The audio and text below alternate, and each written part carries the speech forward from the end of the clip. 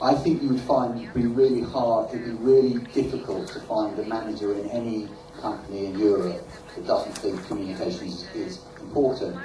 But there's a world of difference between knowing and believing, and the belief comes from some sort of emotional connection.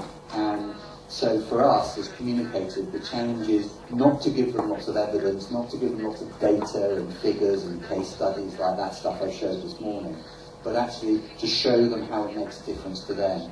And I was saying over lunch to someone that actually our job, or the job of you guys, is the job of a marathon runner. And you have to dig in for the long haul.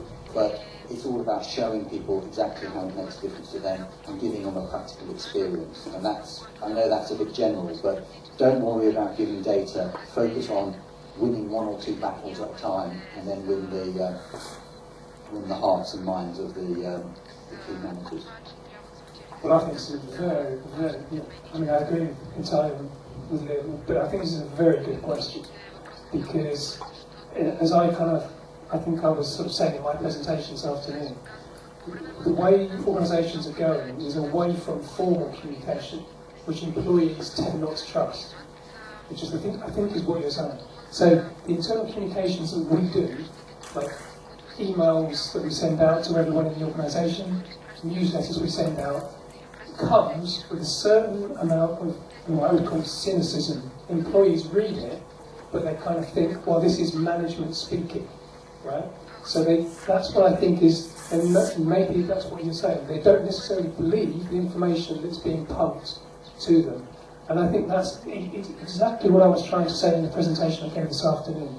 We have to stop thinking that sending out this information is going to create employees that believe in our new vision or whatever it might be, because it will not happen. And the younger people who come into organisations trust it even less than people who've been in organisations for a long time. So the way around it is to allow employees to use the channels to communicate in the way that they want to. I think that's the solution. We've got to get away from this feeling that we have to control information down to employees. We have to allow employees to use communication channels that they will be comfortable with. Now the danger is, and I'm sure some of you are thinking, hold on a minute, what does that mean for internal comms managers? You know, because don't we have that role of controlling communication? So there is something about that still here. And I think our role becomes less the communicator. Okay, we don't do the writing anymore. We don't necessarily write the newsletter. We don't write the chief executive speeches or presentations anymore. We guide them on how to bring about communications that is effective in their organisation. So it's about them letting go of some control. And I think that's scary. But I think that's the way to do it.